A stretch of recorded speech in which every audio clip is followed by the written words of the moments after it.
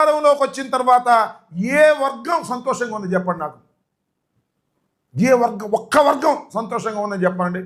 విద్యార్థుల, యువకుల, ఉద్యోగుల, వ్యవసాయదారుల, ఎవరు, పారిశ్రామికవేత్తల, ఒక్క రంగమైనా సరే శభాష్ చంద్రబాబు నాయుడు గారు బ్రహ్మాండంగా ఉన్నారు. కనీసం అమరావతి రైతులు వాళ్ళని సంతోషంగా ఉన్నారా? వాళ్ళు సంతోషంగా లేరు. ఒక దుర్మార్గమైనటువంటి పరిపాలనని ఈ 12 మాసాలు చవి చూసినటువంటి సందర్భాన్ని మనం చేస్తున్నాం. మీరు చూశారు కదా, మా ప్రభుత్వాన్ని చూశారు 5 సంవత్సరాల పాటు, చంద్రబాబు నాయుడు గారి ప్రభుత్వాన్ని 1 సంవత్సరం పాటు చూశారు. మాది నాటే ప్రభుత్వం, చంద్రబాబు నాయుడుది పీకే ప్రభుత్వం.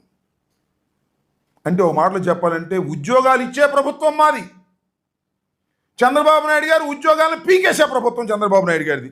ఎంత ఘోరం అని నాకు అర్థం కాలేదు. చంద్రబాబు నాయుడు గారు అధికారంలోకి వచ్చిన తర్వాత వాలంటీర్లు 2,06,000 మంది వాలంటీర్లు. ఏం చెప్పాడు ఎన్నికల్లో వాలంటీర్లకి? అదే చంద్రబాబు చెప్తూ ఏమన్నాడంటే, జగన్మోహన్ రెడ్డి 5,000 ఇస్తుంది, రాసుకో 10,000 ఇస్తా. అమ్మఒళ్ళగానే 15,000 లాగా 5,000గా మనం రాగానే 10,000 అన్నాడు. 10,000 సంగతి దేవుడు ఎరుగు, ఉన్న ఉద్యోగాలు బిగి పారేశాడు. 2,60,000 మందిని ఉద్యోగాలు పీకేశాడు. ఏపీ